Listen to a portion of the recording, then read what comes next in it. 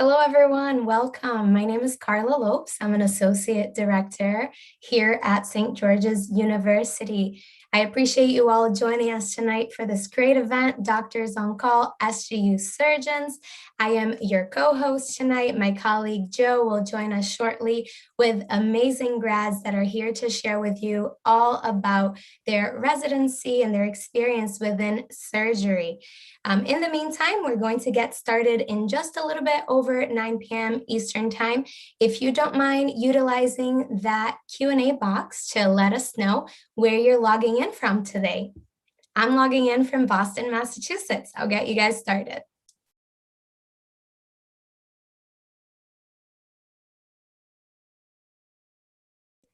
Also want to welcome everyone who's joining us through our live streams on Facebook and YouTube. Please feel free to share with us where you're logging in from today as well. All right, I see Orlando, Florida, New Jersey, Canada. All right, Wisconsin, Bahamas. It's looking a lot like SGU. I see people coming from everywhere here. This is great. Washington State. Hello, welcome. Providence, Rhode Island. Hey, Mohammed. I work with all students from Rhode Island. So if you're interested in SGU, most likely at some point get to chat with me. I see more people joining from Miami, Florida. Good evening. I recently lived in Florida, in Miami actually, moved back up to Boston where I grew up. Welcome, Qatar. Thailand, wow, this is amazing. North Carolina, excellent. Thank you all for joining us. Again, those on Facebook Live and YouTube, also share with us where you're joining us today. We have another colleague who is helping us with questions right on Facebook Live as well. Robert, thank you for supporting us. And if you guys have questions throughout the night, please feel free to throw it in the Q&A box so that we can get to you. This should be a very fun, interactive live with my colleague, Joe. All right, I see that we have a grad from 2007 saying hello to us on Facebook. Hey, Jay Garrett, thanks for joining us. All right, this is an excellent start, everyone. Thank you so much for joining. I'm just going to give a few more seconds and I'm going to transition it to your host tonight, Joe, who will introduce the three amazing grads that we have tonight.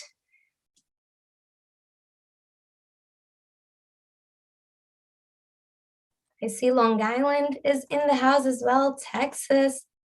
Rainy upstate Samantha. Thanks for joining us. We appreciate it. All right, guys. As we get started tonight, I hope you have a wonderful time with us. And if you have any questions, we also have Brian, who's part of our admissions teams behind the scenes, helping us with that Q&A box. So make sure that you put those questions there so we can help you right away. And with that, I would love to introduce you to my colleague, Joe Franza. Joe, take it out. Hey, Carla, how are you? This is amazing. We got people from all over the globe, as Carla had mentioned. I saw Thailand, I saw Texas just recently. So I'm really excited to welcome you all to St. George's University's Doctors on Call, SGU Surgeons. I am here in New York as well. I heard some New Yorkers that were on here, and I've been with St. George's University for almost 9 years now. So I think one thing that a common misconception of me and the way that, I speak being from New York here is some people misconceive my excitement for the idea that I might be yelling at them. So if it does seem like I'm yelling at you, I promise you that is not the case. The passion is there. I love what I do, and you're going to love what you are here for tonight, which is to talk about surgery. You have some great surgeons, one that is currently making his way right from a surgery to the presentation, as well as two others.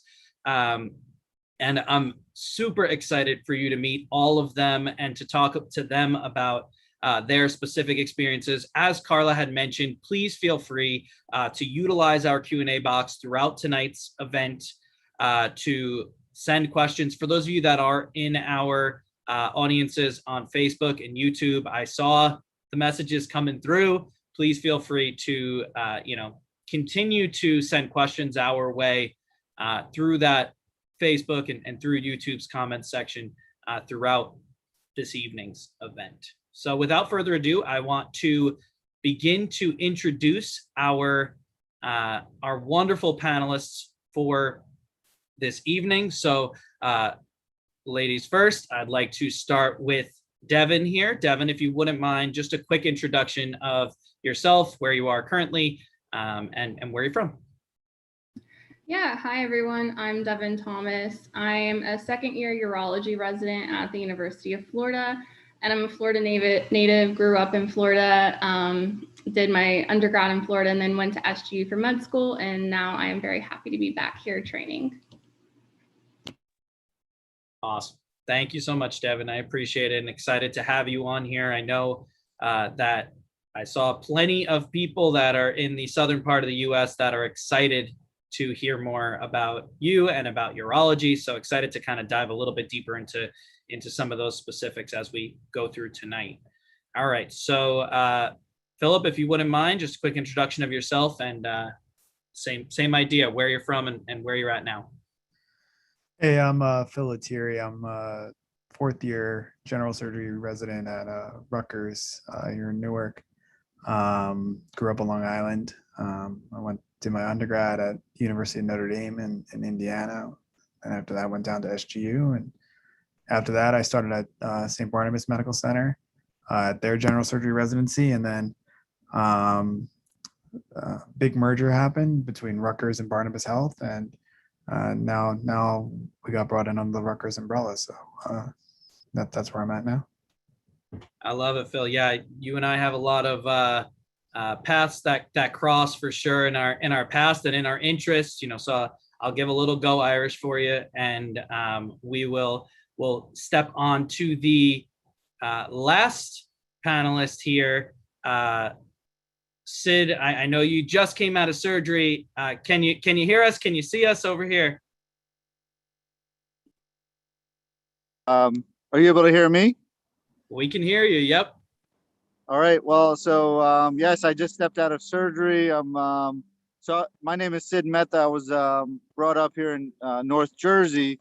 I went to SGU after being in Europe for medical school right after high school, and transferred to the to St. George's, and then I matched into orthopedic surgery at the University of Mississippi Medical Center in Jackson, Mississippi, which is just like New Jersey, and did my PhD there as well. And then I went on to do my shoulder and elbow surgery, shoulder and elbow reconstruction fellowship at Washington University in St. Louis. And now I'm back working at the hospital that's closest to home at Hackensack, which is, since I graduated, has been a rotation site for SU students, which is great. But I did most of my rotations at St. Barnabas and Newark Beth Israel, so where Phil is right now. But it's great to be back on with Awesome. you guys. No, I really appreciate you joining us, and I appreciate you jumping on straight from surgery while you're in transit here. But I appreciate you being here for us, and excited to get to pick your brain a little bit. I know that there's plenty of people that are excited to hear a little bit more about your experiences, not only with SGU, but within surgery and within orthopedics as you've made your way through the field. Absolutely. So excited for it. Great. Awesome. So I want to jump right in here. We have some great questions that are going to be, coming through. And like I said, I want to encourage everyone throughout our platforms to please feel free, send questions our way throughout this evening, may it be for our panelists, for admissions staff that's on, or for us as we have this conversation throughout this evening. We want to try to get all of your questions answered throughout tonight's event, but we're going to jump right into some great surgery discussion. So I want to start the same way we started with the intros. Devin, I'd love to come to you first here. What led you to surgery as, or to urology as the, area of choice as you made that decision? Yeah, so as a med student, even before med school, I pretty much always knew that I wanted to do something in a surgical field. I love working with my hands. Growing up, I did a lot of like pottery and ceramics and stuff. And so I just have always really loved working with my hands. And I knew that that's something I wanted to do as a physician as well. So obviously a procedural or surgical field was the only choice for me. Then choosing urology within surgery was a little more of a difficult choice, which for anyone who doesn't know what urology is, we basically operate on the kidneys, bladder, genitals, prostate, things like that. So it's a very specialized field within surgery. And I had no idea I wanted to do it until I rotated in urology during my clinical rotations. And I just fell in love with the field. I thought it was really diverse, so much opportunity in very different ways. But I also loved that at the end of my residency, I was already going to be a specialist. And therefore, if I didn't want to have to pursue fellowship, I didn't have to. I could already be in a very niche field that was already highly specialized. And so I really liked that. But yeah, I think a lot of it just came down to what felt right. I went through the other surgical specialties, and although I really liked the majority of them, urology was just the one that spoke to me the most and the one that I felt most myself in. So I chose it. I love it. Sounds like the perfect match. And knowing you and your way, I'm sure that it is the perfect fit for you. Excited to dive a little bit deeper into it. Thank you for giving a little bit more of a description there relative to urology and how it falls in that surgical field, so we can kind of dive a little bit deeper for those that didn't know into that area. All right, Phil, I want to jump your way here, if you wouldn't mind. Same exact question. What led you towards surgery as the specialty of choice?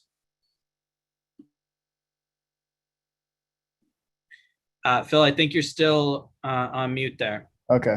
You'd figure after, a year on Zoom, I would have. It's just the way of Zoom life, Phil. It's okay. It's all good. It happened to all of us. Yeah. So when I started med school, before med school, I didn't think I wanted to be a surgeon. I think I wanted to be a pediatrician or something.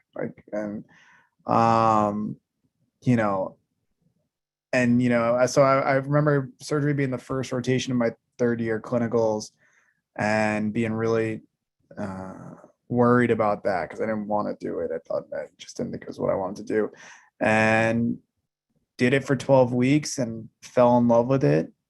Kept an open mind for the rest of the third and fourth year, and nothing else compared. So I ended up going to surgery.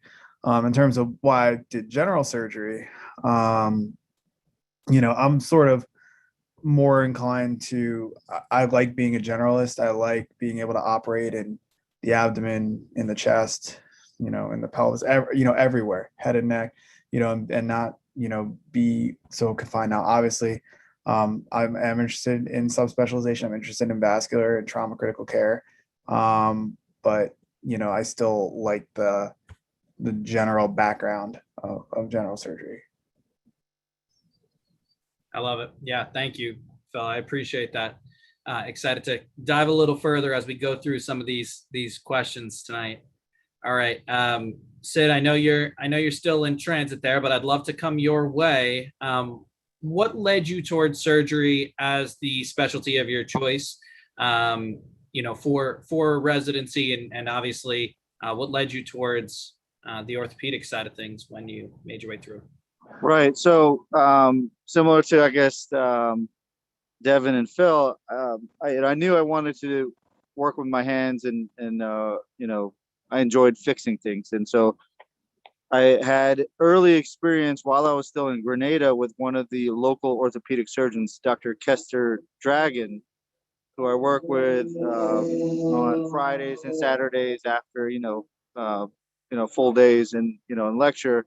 And he took me under his wing and kind of showed me some things that with close reductions and surgical, cases. And at the time, it really struck my interest because, I really enjoyed anatomy and upper and lower extremity anatomy. And then to couple that with, surgery where using, instruments like hammers and drills and plowing them through bones. It was just kind of, it was the perfect fit. It was kind of, I wouldn't say low risk, but not as crazy intense surgery as, thoracic surgery, but still brought about immediate change in quality of life where patients are getting back to having an active lifestyle, able to walk again, able to raise their arms again. With what I do shoulder and elbow surgery now, and patients are dramatically improved after cuff repairs or shoulder replacements or even fracture surgery. That it's just that gratification that you get when you can do an operation in about an hour or 2 hours and make such a big difference in someone's ability to go back to work, someone's ability to participate in sports. It's just kind of a unique feeling, and it's gratifying. Yeah, I love that. That's a really great point. And I love the way you said it. It sounded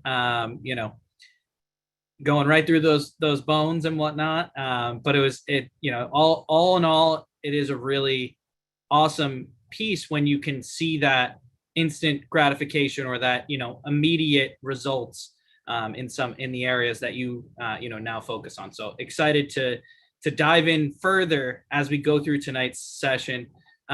Sid, I actually would love to come back to you because you mentioned some of the staff and people in Grenada that gave you some early exposure.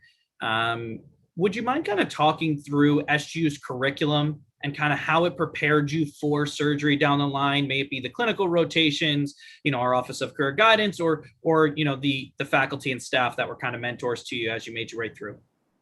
Yeah, so I mean, as everyone here knows, the medical training at St. George's is top notch, and there's always comparisons drawn between DO schools and US schools and whatnot. But having gone through the SGU program with the 2 years of basic sciences, or we're in the classroom setting, you're doing cadaver labs, you're doing all of the lectures. And when I was in we didn't have Zoom, we didn't have all of these things, but it was in-person lecture, or you just skip it and you look at the PowerPoints and kind of read on your own. So there was a bunch of independent learning going on, as well as you knew who we were giving, which faculty was giving great lectures. You want to show up for those and learn in person. But it was really a nice experience because everyone around you is going through the same thing. So you had group sessions. I myself was a DES tutor for multiple, subjects, as well as my brother. And so it was kind of a great learning environment where there was not much more to do. I mean, yes, there's a lot of fun to be had on the beach, but after a while, everyone's there for the same common goal, is to get a good education so you could get out there and be just as competitive as any other graduate from any other medical school, if not even better. And so the professors that were there really provided us the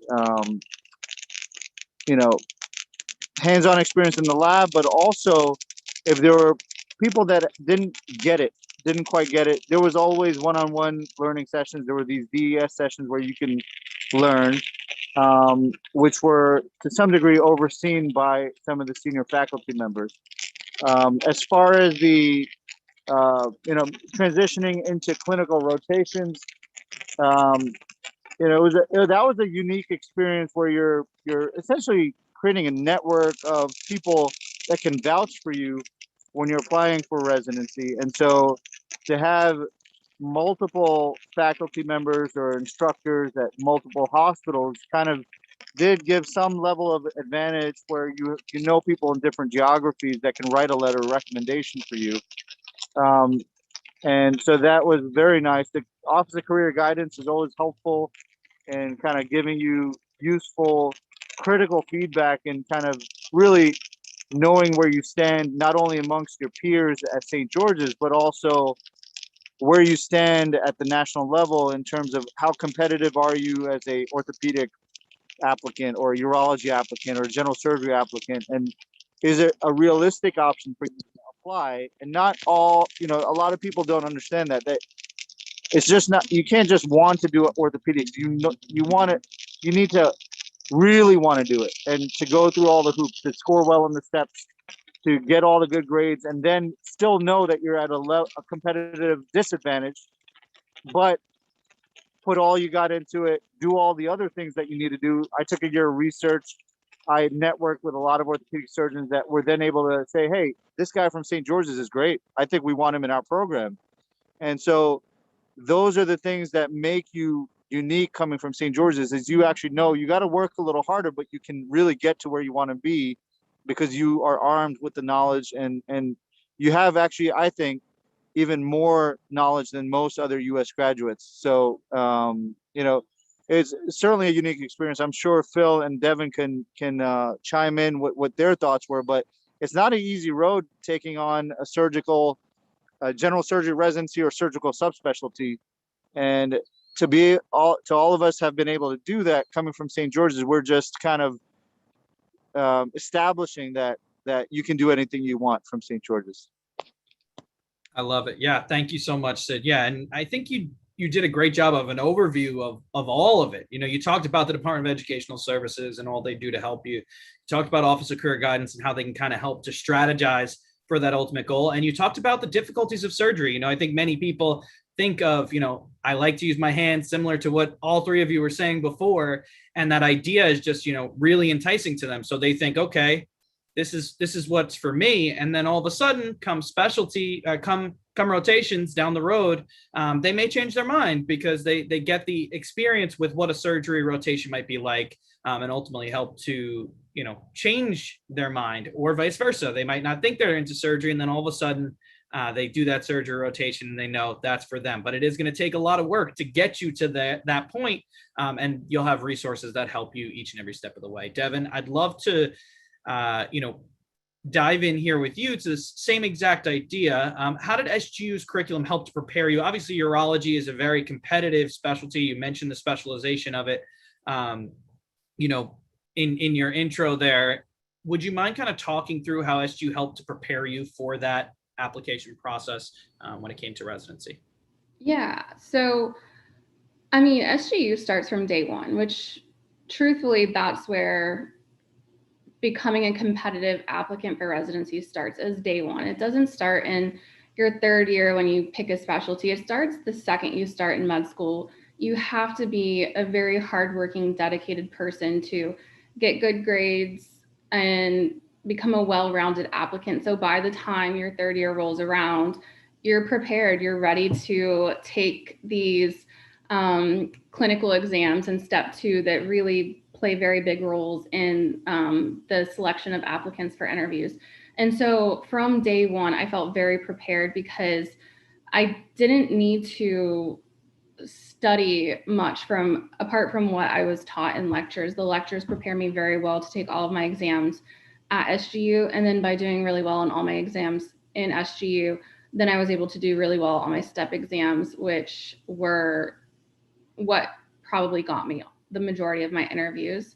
So that was huge, just having that really solid foundation and not having to seek outside resources to build my knowledge base. It was already there from SGU, and I felt very comfortable with that knowledge base. And then going into clinicals, again, because of that foundation, I felt like I was a very strong clinical student because I was well prepared book-wise, and I knew the majority of what was going to be asked in clinicals from paper. And then I was able to just kind of apply it in person, which came easier from having that strong foundation from SGU. And then once I became a clinical student, multiple SGU alumni and mentors helped me set up research positions. Sounds like very similar to Dr. Mehta.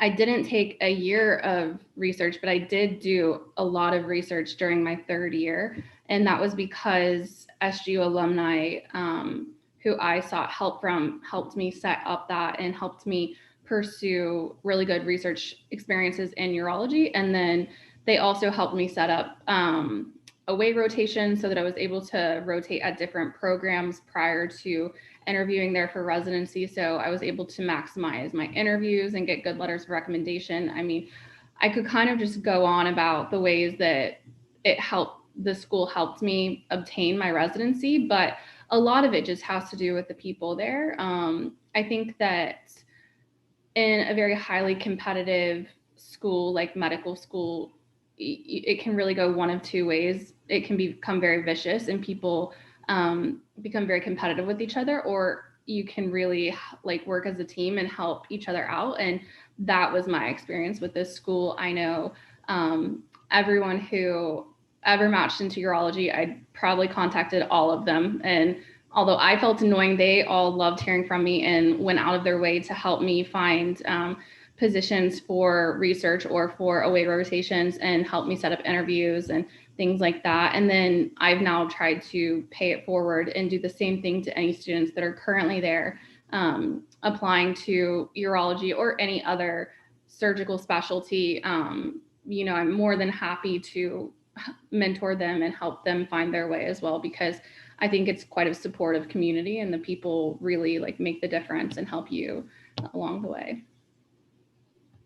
I love it. Thank you, Devin. Devin, I'm going to come back to you for a couple more follow-up questions that are coming into our Q&A box. But I wanted to first mention that Cameron, one of our alumni, our 2011 alumni who's on the Facebook page, board certified OBGYN, said that he seconds everything that's being said on here, especially from Dr. Mehta. And, you know, it's just great to see all that extra added backing to what SGU's education provides and can set you up for. Obviously, surgery is a competitive specialty. Urology is going to be very competitive residency to obtain, but ultimately all of these examples, you know, over 18,000 graduates and all of these examples of people who have done it and utilize those resources to get to where they ultimately want to be. So I appreciate everyone that's around and here, and it's great to see some alumni, you know,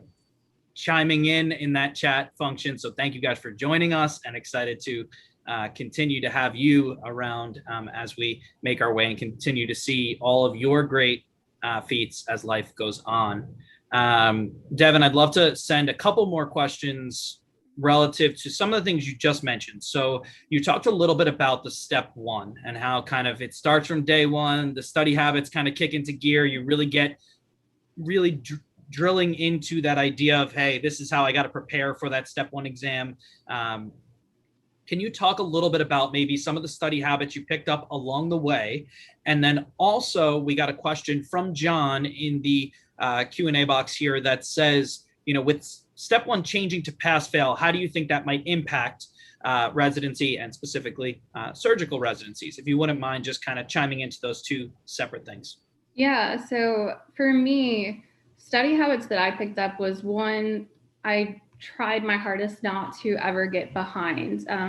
I came from undergrad thinking that I was very good at studying, and that meant I, for the most part, just like crammed the week before a test, and that doesn't work in med school. So for me, I tried to just be very, very organized and stay on top of my work and make sure that I was reviewing things that I learned that day, later that day, and then the next day, and just continuously reviewed so that by the time exams came around, I wasn't learning something for the first time. I was seeing it for the 10th time and picking up on really minute details at that point in time. So that helped me.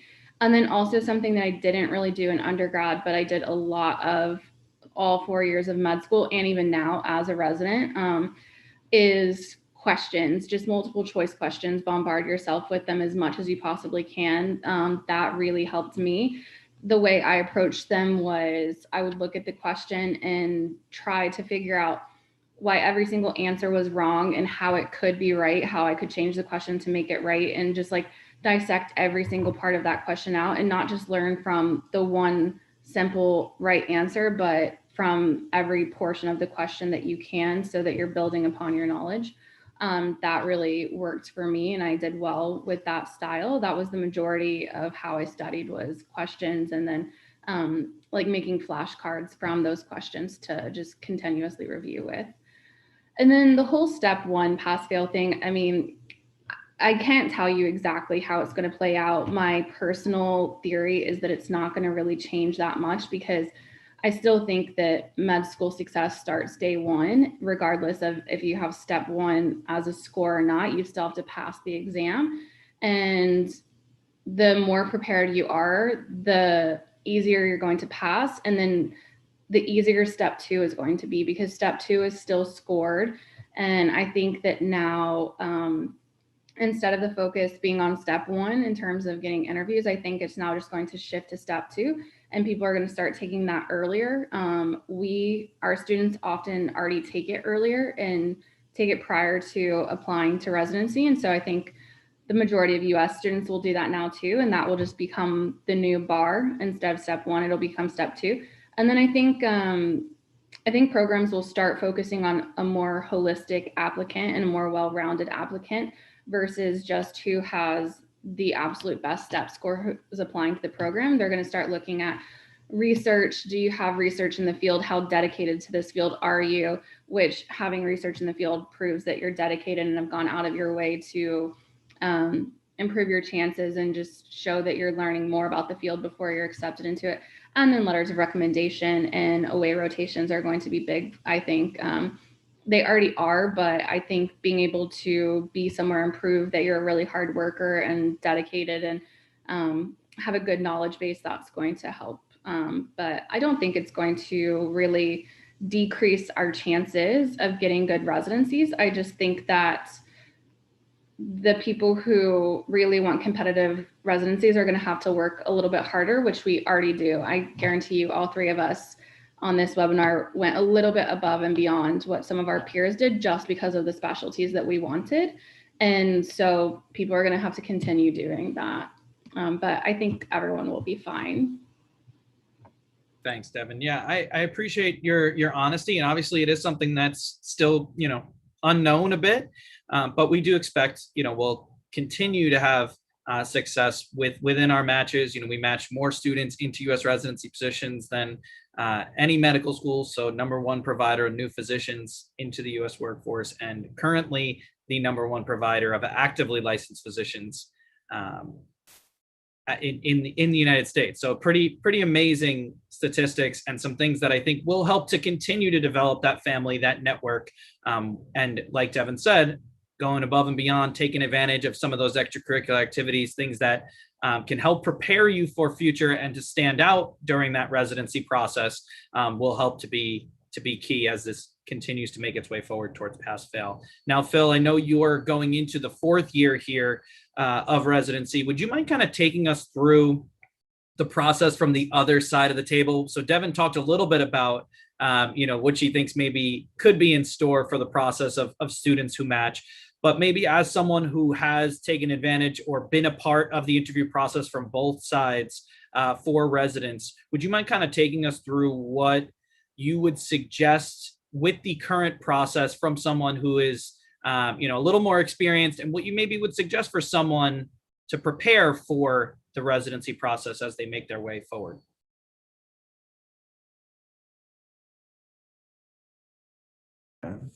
So like as students can you're asking as students can how they can stand out? Definitely, yeah, please. Okay. Yeah. Okay. So basically, all of us as residents you have to realize from our point of view, we're there with our co-residents 80 plus hours a week, where, we're all for the most part locked in completely in this very intense, work environment, family of surgery. So when a med student comes onto our service, the things that I'm looking for, and we evaluate the med students all the time. We're constantly evaluating the med students. We want someone that has a good attitude. We want someone that's going to work hard. You don't need to know everything. One of our jobs besides taking care of patients is to teach the students. And it's particularly something that I enjoy doing. So I don't expect you to know everything, but I expect you to have tried.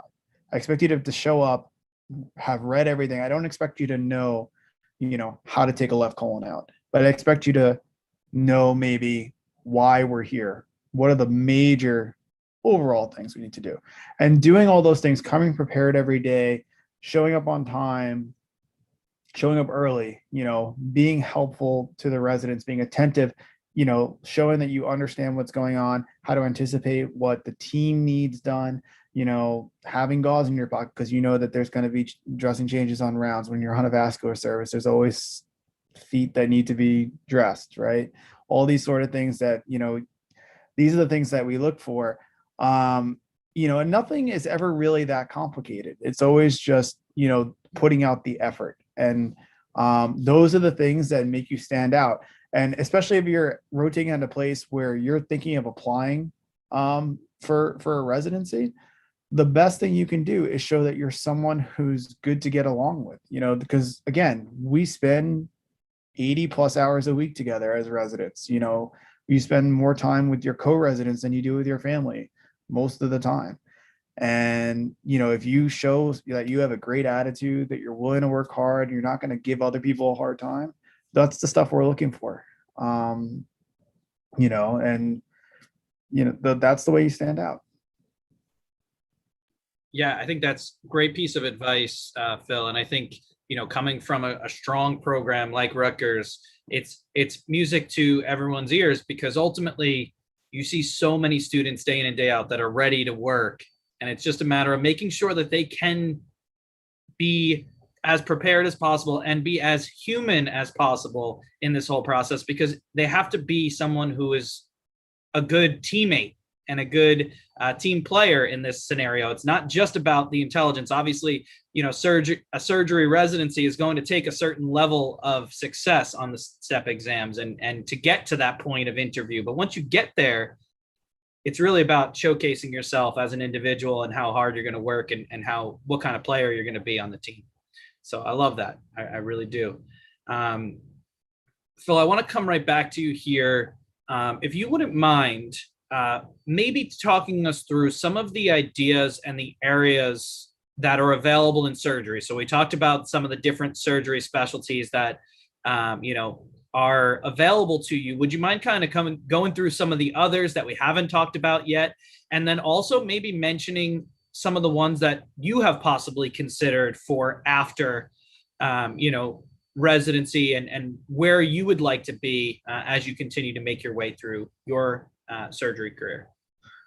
Sure. So generally speaking, there's surgery can be divided, I suppose, into, you have your general surgery and the general surgical subspecialties.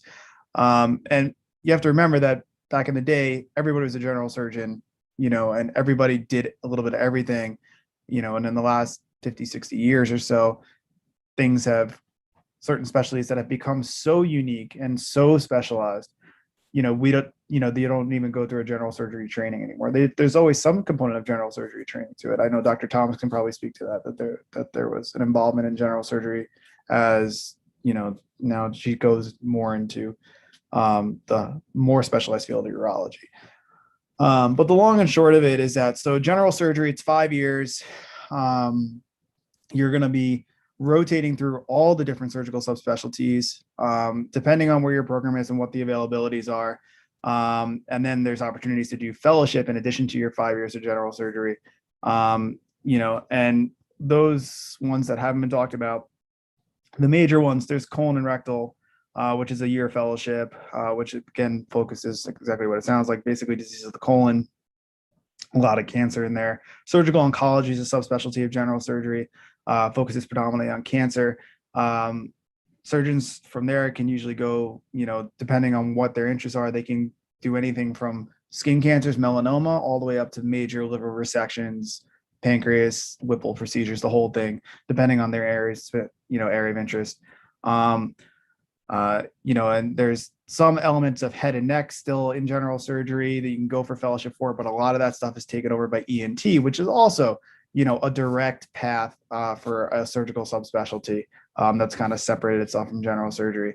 In terms of things that I'm interested in, like I kind of mentioned at the beginning, I'm looking to do probably 2 fellowships, one in vascular surgery and one in trauma critical care. A lot of that is based on, I have a commitment to the United States Army. So a lot of it is based, sort of on how I'm going to be navigating my active duty commitment and stuff like that. But I've always loved, the general aspect of general surgery, and then trauma critical care is just sort of that on steroids. And then, but I've fallen in love with vascular surgery in terms of, probably what I want to really focus on long term. Thanks, Phil. Yeah, and I really want to take this time to just thank you for serving and for the future of what to come, and appreciate you as you head into this next stage, and may it be vascular or otherwise. Excited to see where things go from here. So I appreciate you jumping in and kind of talking through some of those, and looking forward to the future for you. Sure. Sid, I want to come your way. I see that you have made it to safe ground here. I would love to kind of pick your brain on your pathway. I know you talked a little bit about it before in detail, but if you wouldn't mind, kind of giving us an idea of the specialized categories that you went through, maybe even, dive a little deep into some of those areas. I know you talked a lot about the shoulder and some of that upper body areas before, but give us a little bit of insight into the specialties that you went through, the pathway that it was, and maybe why you did the way you took the steps the way you did. Right. Yes, I'm back. I'm home now, so you could see me. I love it. Essentially, with orthopedic surgery, typically after completing medical school, it's a 5-year residency program.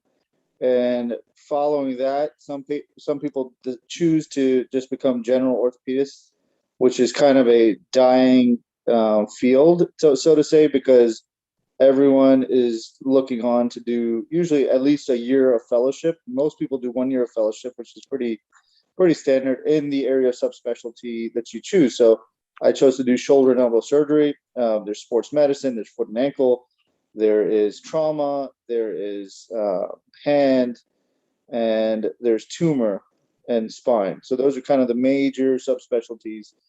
And typically each one is a year long. Some people choose to do more than one. For example, doing shoulder and elbow and trauma, or shoulder and elbow and hand, so that you are kind of taking care of all upper extremity problems. There's some people that do tumor and adult reconstruction. I forgot about adult reconstruction and joint replacement. But there's many various different ways of approaching fellowship. But I think really for training, you want to get strong core training. So you want to train at a program that will prepare you for, to be a good surgeon and to make good decisions. I think a lot of people get confused about surgery and, it's all about moving. It's all about, doing things with your hands. And I think little emphasis is placed on the most important part of surgery, is making good, clinically sound decisions, which you won't learn just by doing over and over again like you would learning technically, but you need to train with the right people that can help you, guide you through the decision-making process, allow you to learn from mistakes that you made in decision-making, and really coach you on how you could have done things different so that in the future you don't make those mistakes. And, I trained at a level 1 trauma center where I was the only second-year resident on call for the state of Mississippi, essentially the only on-call orthopedic surgeon that was making decisions for the state of Mississippi on very complex trauma patients. And so very quickly you adapt to that role where either you sink or swim, and you need to know what is okay and what's not, and when to ask for help, and when to call your senior resident, or when to call your senior resident and your attending, and not being afraid when you don't know something. So I think I'm getting a little off on a tangent, but these are all relevant points when we're talking about being good surgeons and being good surgical residents. It's not just about how well you can do things technically as a surgeon, but more importantly, making decisions not only inside the operating room, what should I do next intraoperatively, but also, is this a candidate for surgery? Can I make this person better with surgery, or should I just not do surgery? Is this the wrong patient that may suffer from complications? But going back to my path, I knew that orthopedic surgery was a very competitive field. I knew that, going back to what Devin was saying about step 1 scores, I'm a little concerned that it's pass fail, because that's what most programs use for their cutoffs. And people below 240 or whatever cutoff it is get tossed out. They don't look at those. Yes, I think it will become that step 2 will be more important, but it's a little concerning to me that step 1 is now pass fail. It will put us as foreign graduates at a slightly different level of, I think a little disadvantage for competitiveness, but I think step 2 will take up. But, as a surgical, if you're pursuing a surgical field like orthopedic surgery, you got to do well in step 1. You got to do well in step 2. You really have no room for error. You got to compare to every other U.S. graduate that is applying. You got to be at the bare minimum. You got to have what they got, and then on top of that, what can you do above and beyond? Just like what Devin was saying, is that you got to make those connections in the field that you're with, in the hospital that you're at, to get strong letters of recommendation, to take that time away from the clinical world to do research. That to me, I was fortunate, and I worked with a medical student that I helped out and who helped me get into do research with a person at Rutgers that kind of, I wasn't getting paid. It was an unpaid research position, but I knew that it was the only way I could really change my resume dramatically to really put me at par, if not higher, than any other U.S. graduate at my level, to do a year of research where I could really focus on not only doing the research part of it, but also making connections, presenting at research conferences, and understanding orthopedics to a point where when I was ready to do clinical rotations, I was like one of the residents. I knew I was at that level of training as an intern or higher, where I focused on those things during my research year, not just did research, but I also tried to become an orthopedic intern by following the residents around and learning the lingo, learning, what's important, what's not, and just kind of having a totally different understanding, so that when I was rotating as a fourth year medical student doing away rotations, people automatically saw the difference. I didn't have to show anyone. It was just, this guy has a totally different level of understanding of what we're dealing with here. And he knows, the anatomy and has prepared well for the case, but also understands classification systems, has done all, and then to be able to talk to other, give a small presentation on the research that we did the year before certainly sets you apart. So even if it's not a potential place that you may match at, you can turn some heads and maybe have one of the attendings that's very influential write a letter of recommendation that will help you get in somewhere else. So it's not always, yes, ideally you're on every rotation, you're getting an interview and you're ranked highly at that place. But the flip side to that is you want to impress people where even if they don't think you fit their program well enough, or they don't want to take a foreign graduate just because that's the way they want to do things, that they're still willing to help you progress and advance in the field by writing you a strong letter that will carry you forward elsewhere. And so that's essentially what happened to me. I did my research here at Rutgers, but they weren't ready to take a foreign graduate at the time, and or they had a bad experience from a previous foreign graduate, and so they weren't ready to really kind of look back.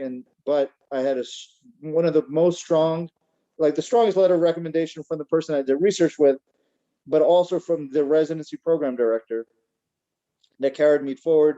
My research was in check. I had a CV, I had the letters of rec, I had good board scores, and I was really kind of at a position where if, I wasn't foreign grad, people would probably be jumping all over, trying to interview me. But that certainly, this is, to be real, is that, yes, coming from St. George's, we get the great education, we get everything, but we also come with a certain level of stigma, which I think now is disappearing or is less obvious than it was maybe 10 years ago. More people are like, oh, St. George's, yeah, I know that place. Like, that's where so-and-so did, but at the time it was kind of a, hit or miss. And so at Rutgers, it was a hit. I mean, sorry, it was a miss. And I couldn't, I would love to have stayed for residency there, but they didn't interview me even after I did a year of research. So, but I was set up, I was teed up, ready to go anywhere else. And so I was able to get a handful of interviews for orthopedics. And particularly this program in Mississippi had a 7-year program where I kind of was the perfect fit because I had a great research background. I had papers to back myself up. I had first author publications in both clinical science as well as basic science. and they were looking for a clinician scientist track, kind of like PhD, do bench work and progress through your clinical years. And I was probably one of the only few really good fits for the program, apart from the fact that I was in Mississippi. But I was fortunate to actually pre-match in orthopedics, and so I was offered a position outside of the match, which I don't know if they still do the pre-match situation, but to not go through the match and just be done and have signed a contract in December. I remember getting the call while I was still in a observership at UVA, trying to showcase what I can do at UVA that doesn't offer rotations, and getting an email from the chairman at University of Mississippi saying, "Hey, look, we really like you. The position is yours if you want it." And I just remember like just thinking about it and like, wow, like finally I've gotten to where I wanted to be. And then just kind of, wow, like it was just kind of a surreal experience. But then to be able to match and then start residency, get into the program and really kind of take it to the next level was very rewarding. So that was kind of my path. And I don't want to take more time with this, but I'm very fortunate with the people that I've trained, the people that have kind of vouched for me. That's been a huge part of my training. Thank you, Sid. Yeah, no, I know you mentioned before the idea of, hey, I think I'm steering away from this question here, but it's so important to note those key pieces because that's why everyone's here. They ultimately want to be in your shoes one day, and whatever pieces of advice they can grab from you to get to that point is what it's all about. So I appreciate you giving all of those different pieces of insight and knowledge of your pathway, because everyone's pathway is going to be unique to them as they make their way through, but important to understand there's going to be, opportunities that can, you can reach, but it's going to take hard work, determination, and ultimately doing the best you can to stand out. You referenced not only the letters, but the research year, and all of these pieces are all going to be important parts of the puzzle for you as you make your way forward, especially in a competitive area like surgery. So, take all these. Let me just interrupt you 1 second. So Sure. as I was out of my apartment and from residency going on to fellowship at WashU, I found a sheet of paper that I had mapped out all my different ways to orthopedics. And so it was kind of ideal case, I matched. Second was do surgery, intern year, and then reapply, then do a intern year, do a research year. Then, so I had like 5 different, so it's not just that, I woke up one day and I said, I want to do orthopedic surgery. It was, you have to have the step scores, have the research, have the letters, and then have a plan of what you're going to do. If plan A fails, you got to have plan B, got to have plan C. And then there's that last option where you have to give up on your dream of being in one subspecialty, but knowing that you can still do a damn good job in any other subspecialty. And not, and the other thing is not listening to people say no to you. There's going to be a lot of people that will tell you, sorry, man, you can't do it. Good luck. You must be dreaming. That was someone told me that. And I was like, all right, we'll see about that. And so to take all of that negative energy and not get affected by it negatively is hard. But that's kind of, those are the circumstances I thrive under. And I think most of these people that get into competitive specialties understand that somebody's going to think you're not good enough, but you're better than them. And so having that mentality and that attitude and not thinking about, what if I fail? Hey, guess what? I tried and I did what I possibly could to get to this point. And if still people don't think I'm good enough, then that's their loss. And I'm going to move on to another field. But you can't be scared about failing. And that's one of the biggest things that I think anyone should learn out of pursuing any residency, is that you have a lot to lose, but you shouldn't think about that. You should be thinking about what you have to gain. Thanks. Yeah, no, I think that's exactly what it's all about, and just the idea of you must be dreaming quote. I feel should be on billboards by you now at this point, with a nice SGU logo, orthopedic surgeon underneath it. No, that's a really an awesome story, and something that I think is important to mention as you make your way through that there's going to be plenty of hurdles, but ultimately you just keep chugging through no matter what those hurdles are. Devin, I want to come back to you here. I know that Phil had given you a little bit of a layup earlier on his response, talking about, what urology is like and how you start off general surgery. Would you mind kind of taking us through what your residency is going to look like, and kind of what a day in the life is like for you at this point as a urology resident? Yeah. So, yeah, I think every surgical specialty at this point in time has some base in general surgery. I know at my hospital, orthopedic surgery, urology, ENT, we all do minimum 6 months in general surgery as an intern. For urology specifically, it used to be an entire year of general surgery, and some programs still do that, where the entire intern year is general surgery. And then you transition to the specialized specialty as a second year. And so for me, I did 6 months of general surgery as an intern and then transitioned to urology rotations. And so now, yeah, I just do urology. A typical day, I mean, it really varies, especially depending on what service I'm on and if I'm in the operating room versus in the clinic. We do a lot of clinical work as well. And as Dr. Mehta was saying earlier, a lot of surgical training is learning when to not operate and learning who is the best candidate for your surgeries. And that's not something that's so intuitive. And so being in clinic a lot helps with that, because you get to talk to the attendings and see who truly is the best fit for what surgery and when you shouldn't proceed with surgery. So a typical day for me, I typically get to the hospital around like 5:30 to 6, start chart checking all of my patients that we've operated on the day before, see what like their drains put out. We love Foley catheters in urology, so I'm very obsessed with how much urine they're making and what the urine looks like.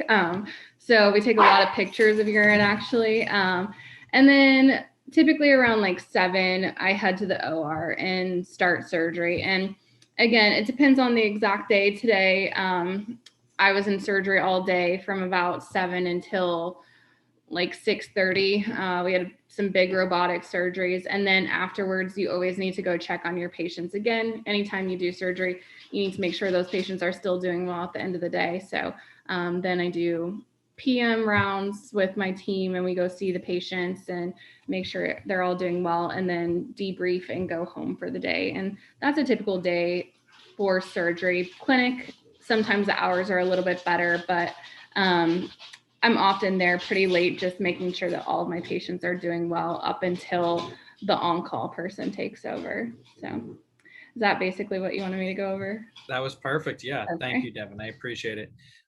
Phil, I want to come back to you here to answer one question that came in from Jared on the Q&A, and also to ask you a very similar question to what I had just asked Devin. So the first one being, what did your pathway for the military look like?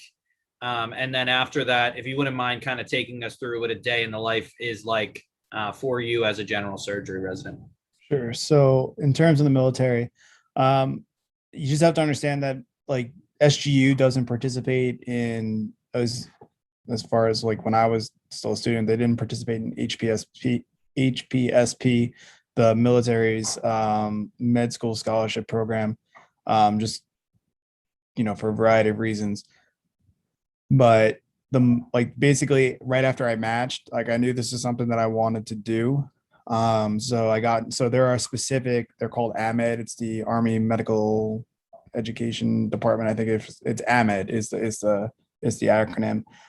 There's specific AMED recruiters that are responsible for basically recruiting doctors, nurses, physical therapists, like basically people who have advanced training in the medical fields and the allied health professions.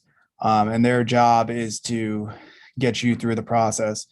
So I went through what's called the Financial Assistance Program, or the FAP program, which is a basically the money always ends up working out the same, whether you started at medical school, residency, or, get a bonus as an attending, joining up. And there are guys and women that join like after 20 years in practice for, for a variety of reasons. So there's always different ways in. There's a million different ways in. You just have to get hooked up with a recruiter. My process has been a little circuitous with the military, mostly because of COVID. It's been a process, but I commissioned last year, as a captain, and like I said, I'm in active reserves right now, and I go active duty right after residency starts, provided I don't take time to do a fellowship first, although I will do fellowship, whether it's before or after my active duty service.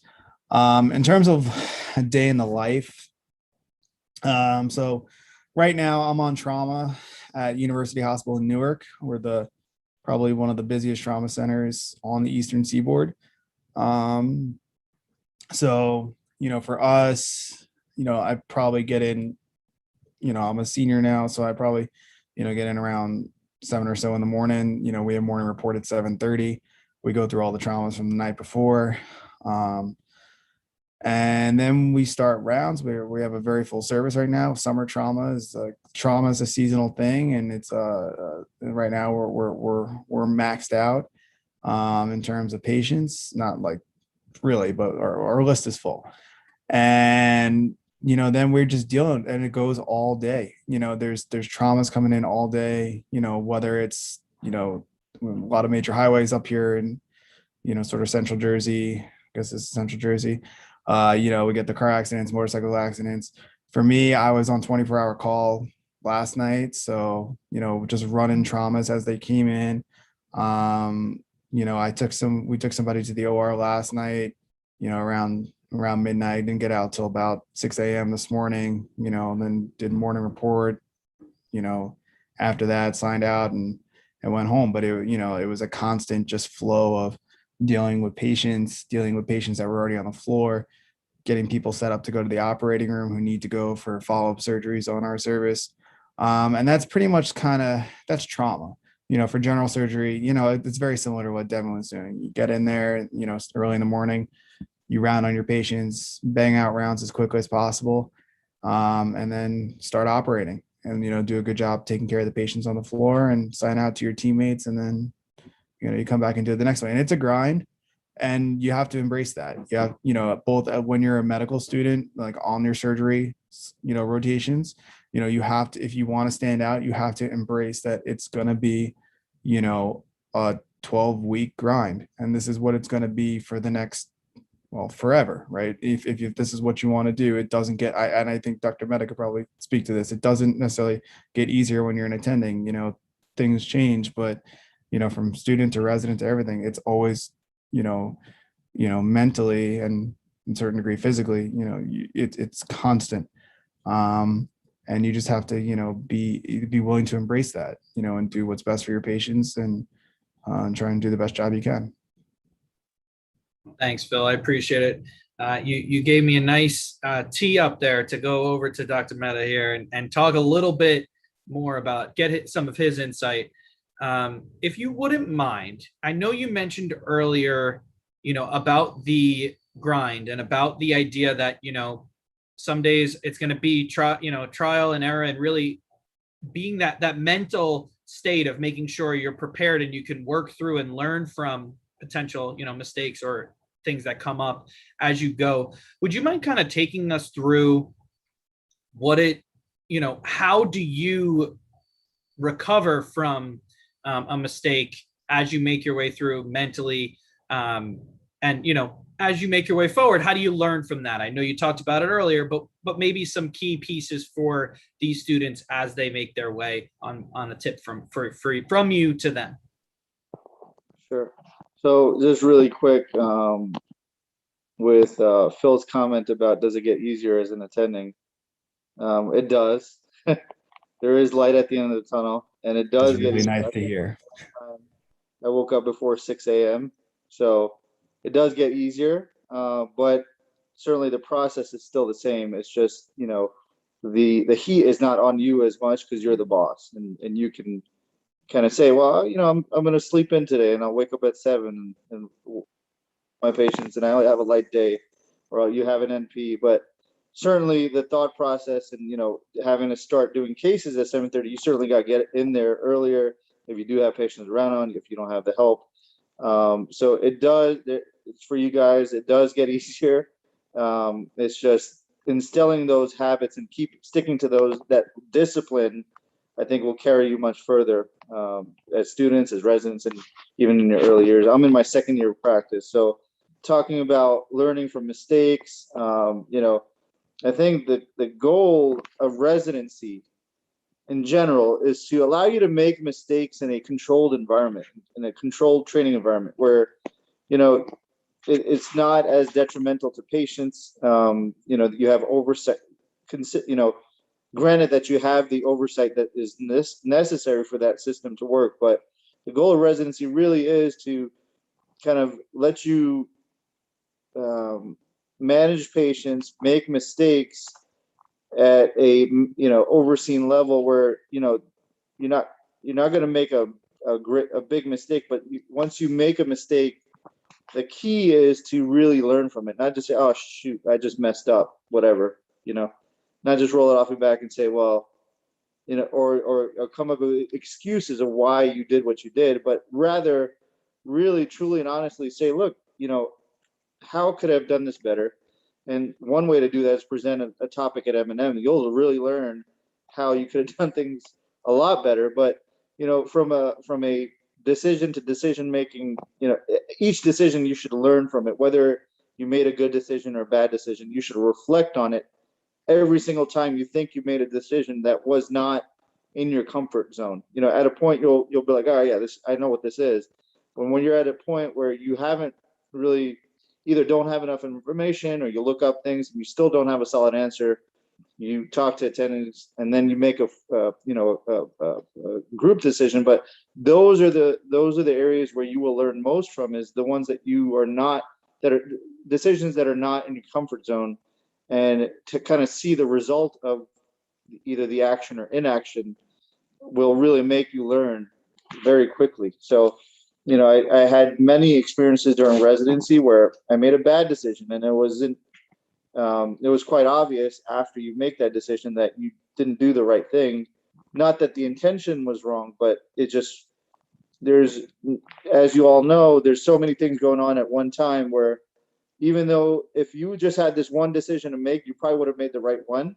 But when you have 30 decisions to make and you're exhausted, and you're also you're trying to make a decision that you haven't made before, it becomes a lot easier to really mess up. So you'll get these things and you just have to learn from it. You have to man up and understand that you made a problem, you made a poor decision, and really sit down and think about how you could do things better. So for me, even in my early years of practice, after I do a surgery, I always reflect on how I could have done that surgery better, more efficient. What I shouldn't have done during the surgery that wasted my time, or maybe caused me to do something that I wouldn't initially have wanted to do. So reflecting after every case about not only things that you could have done better, but what things you did well. So, hey, I did this part of the surgery was perfect, and I want to do this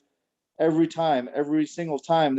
I want to make sure that I do this so that I'm spending less time doing something else, but also obviously focusing on what could have been done better. And I make it a point where after the case, I really, collect myself and kind of sit in a corner and just kind of think about ways I could have improved, and kind of doing that consistently to a point where, during residency, I wrote things down. Now it's like I remember every case I've done, and I know the one that I screwed up or I could have done better. And every time I do that specific case over again, I remember that case that I messed up. I'm like, oh, I know I'm not doing that again. So eventually, you won't be writing things down.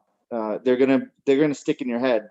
You're gonna remember them. It's gonna be burned into your memory if you made a mistake, or if you really thought critically and said, I should have done this way, or done things differently.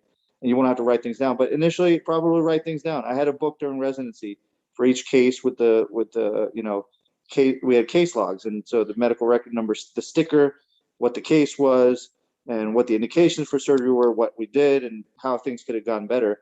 I've glanced at it, several when I transitioned into fellowship. I haven't looked at it in a while, but doing those things will make you better, and you always have to. Once you get into a comfort zone, you got to get out of it and get uncomfortable again, so you could become a better surgeon.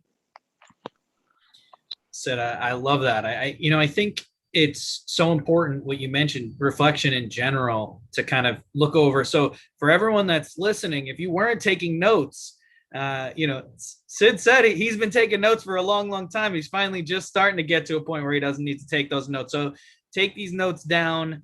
And there's some really great pieces of advice that are coming your way with each and every word that's coming out of these three panelists' mouths. So I know we're getting closer to the end of tonight's panel, but I wanted to just let you guys know that in a little bit, we will open up opportunities to meet with our three panelists one-on-one with them later on in the next coming week. So definitely stay tuned for that. That'll be coming in just a little bit, and you can get some more advice from these three in the coming week. Now, Sid, I'd love to come right back to you. You mentioned really just having those cases embedded in your brain as you move forward. May they be good or a negative.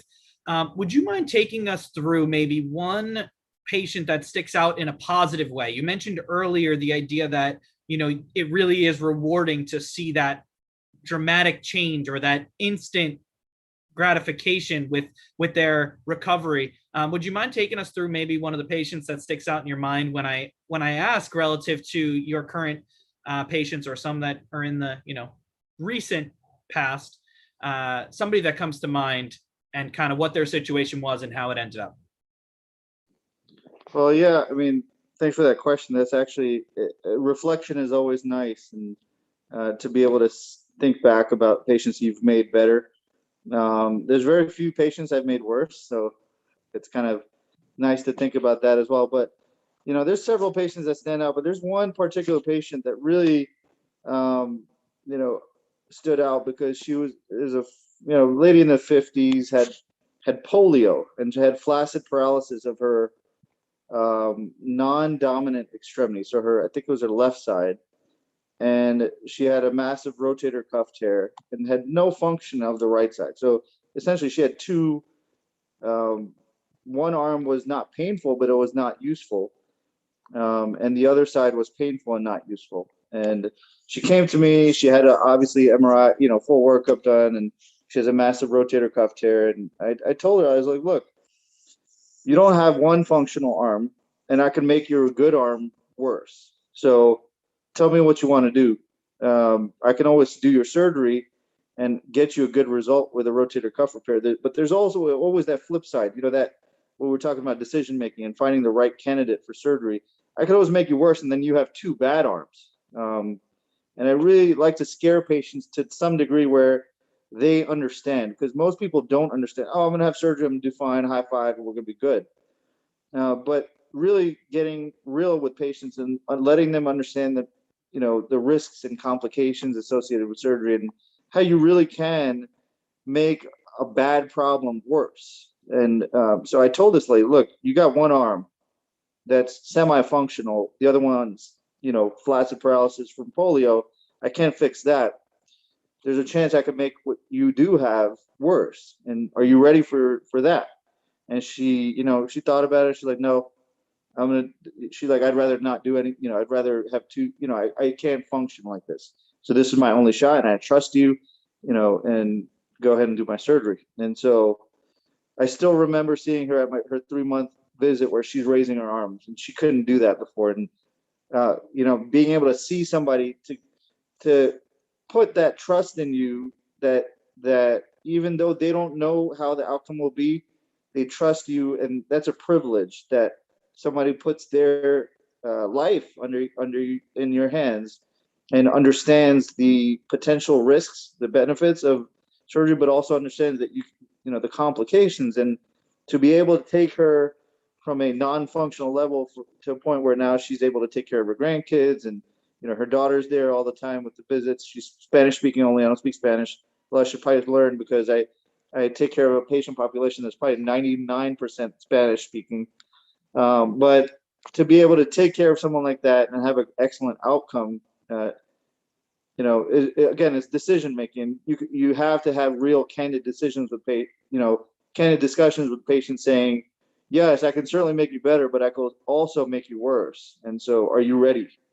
And when the answer is yes, I'm ready, that's when you found a good candidate for surgery that understands and is willing to go through anything to be better. So that's one example. It's cool in orthopedics where almost every case you do is kind of like that, just not to that intensity. Yeah, that was awesome. I got some goosebumps when you raised your arm there. So I was excited. I can only imagine how it felt for you. So I really appreciate you sharing that story with us. I want to just roll quickly through all three of you to get a last bit of advice for this audience as you make your way forward. And as they make their way forward into potentially surgery or medicine. I know we have some accepted students that are on here tonight, maybe even throwing a little bit of a mention for them and maybe what to look forward to as they get started in term one. I want to start with you, Devin, if you wouldn't mind. What would be your piece of advice for students that are making their way into medicine or trying to make their way into medicine?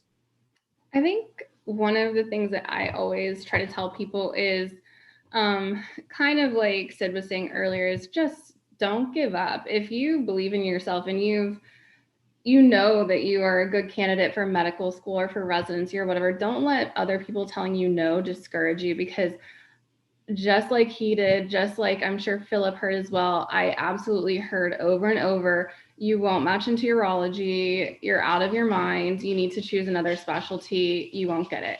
And I matched on my first round. I got quite a few interviews. I was very happy with my entire application process. And if I hadn't tried, I would be stuck doing something I have no passion for. And so, I absolutely just stuck with it and made sure that I didn't let them get in my head. And I'm very happy with where I've landed.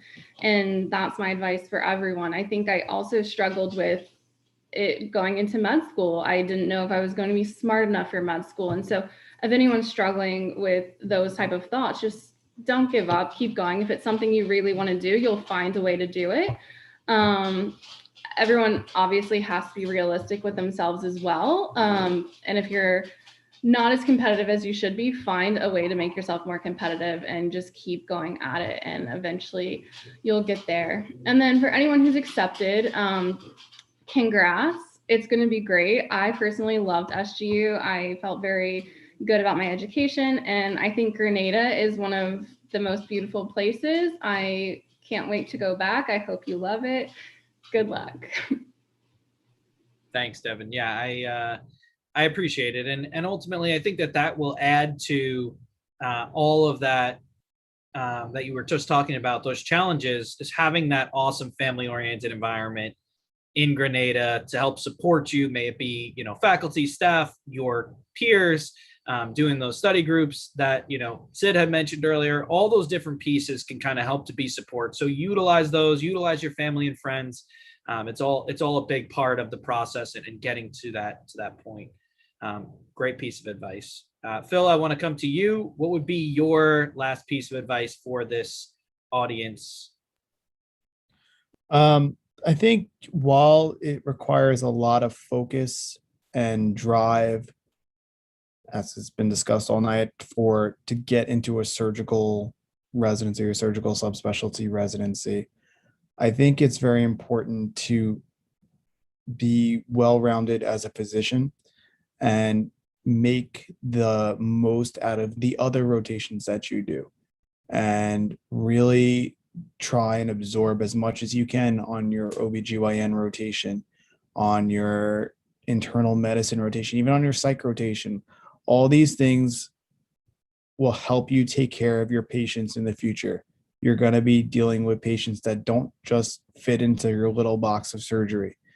And I've had an attending who said the best surgeons have to be a good internist first. And so make sure you put the same amount of effort with the same amount of teamwork and being an all-around good person into those other rotations, just as much as you would in your surgical rotations. And that's probably the best advice I can give you.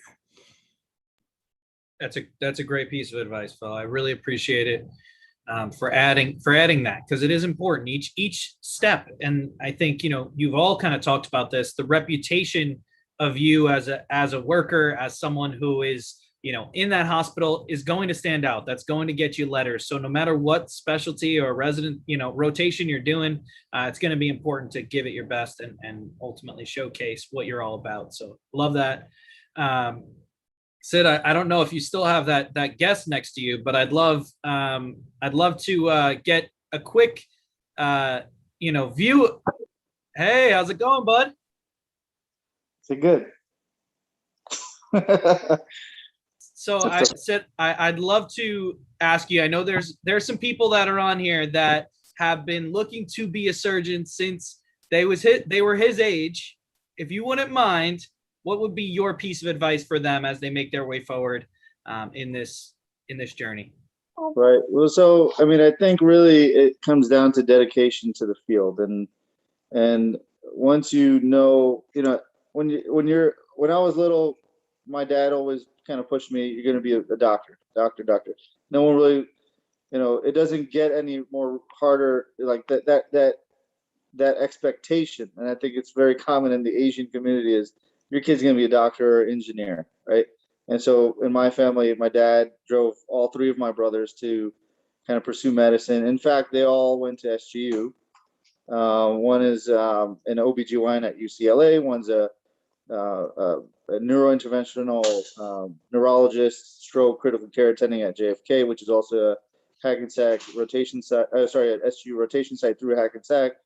And one of my oldest brother went on to finish his MD, but is now working in a pharmaceutical company. So we all kind of got exposure, not exposure, but that drive to become physicians, and SU certainly made that possible for us. And it's funny, is we met our wives through SU. So my wife's an internist that went to SU.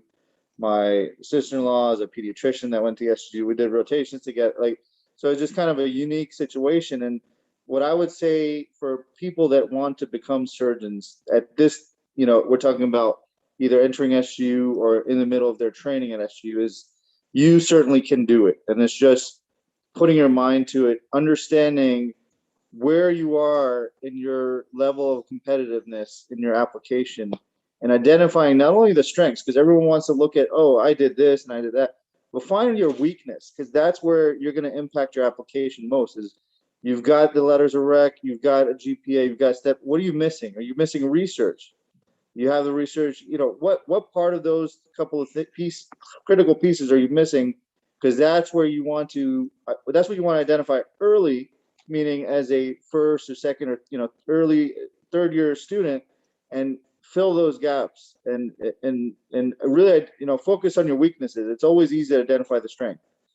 And then as Phil and Devin said, you just got to put the work in. There's nothing that will make that any different now, next year, a decade from now. Every surgeon that is practicing right now worked their butts off while they were in training, while they were students, and are still working just as hard to maintain that level of intensity to do what it takes to be a surgeon. And it's not for everyone. And you need to identify whether, it's cool to be able to cut open a chest and do heart surgery, but are you truly cut out for it? Are you really a good fit?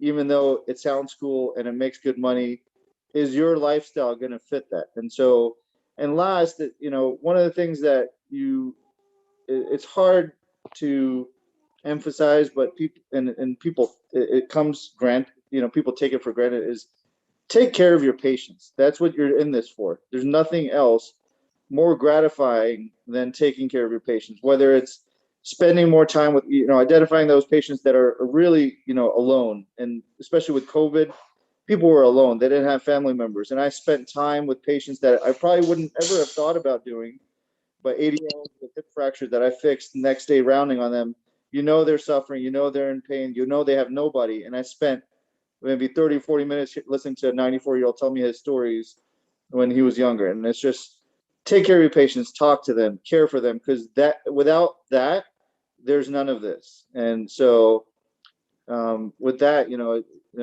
I don't think I could say much more, but you can do it. It's the matter of putting in your time and effort and staying dedicated and not taking no for an answer. Perfect. I couldn't have said that any better, and I won't add any extra words to it. That was amazing and beautiful, and what it's all about. You want to give in all you got to each and every patient. So love that. And I always use that term, the idea of the family, and you have literally made an SGU family even within your immediate family. So that's pretty amazing. And just kind of speaks to just another layer of what SGU is all about. So thank you, Sid, for all of your insight and all of your stories that you shared. And, all of you, Devin, Phil as well. I really appreciate all of your insight and all of the questions that you've answered throughout tonight's panel. I want to hand it back over to Carla here so we can get ready. So please get your phones out, get them ready here, because we will release the opportunities to meet with our panelists tonight through a QR code. Carla, how are you? Hey, Joe, you did great tonight. And thank you so much, Phil, Sid, and Devin. We're really thankful to have you here. We know you are so busy, but yet they put some time aside to talk to you guys. So here's that QR code. Make sure to grab your phones and scan and book a one-on-one with our grads so that you can learn a little bit more about surgery and all your individual questions that may not have been answered in tonight's session. We are so thankful for them that despite being so busy, they are willing to continue to give back to the SGU family and to talk to you guys who are in a place where they've been once. They've been in your shoes, so make sure you grab a spot before they're gone. I see them coming right through, so make sure you book a spot to talk to them. And while you do that, I'd love to share with you some upcoming events. If you enjoyed tonight's session, tomorrow at 8 p.m. Eastern Time, we have a special event applying to medical school that will help you navigate the SGU application and answer any questions that you may have. So make sure to take advantage of that. I will have Joe drop in the Q&A or in the chat box, actually, the link so that you guys can register for that once you have some downtime. And then next week, if you enjoyed tonight's SGU surgeon session, we have a doctors on call, SGU New York, Peds and OBGYN. So if you have an interest in learning more about different specialties, make sure you register for that so that you can keep on learning more about the journey through medical school, residency, and beyond from our grads. And that concludes our session tonight. Make sure you grab a spot if there's still any available. If you guys have any last minute questions, please make sure to drop it in the Q&A box. We'll stick around a few more minutes to answer those. But thank you all so much for joining. Have a wonderful night. And we hope to see you soon in another presentation and hopefully to see you soon in some in-person events in the near future. Have a good one, everyone. Thank you, Sid, Phil, and Devin, one more time. We really appreciate you. Have a great night. Have a good night. Thank you for putting this on. Thank you. Take care. Bye, guys. Good luck.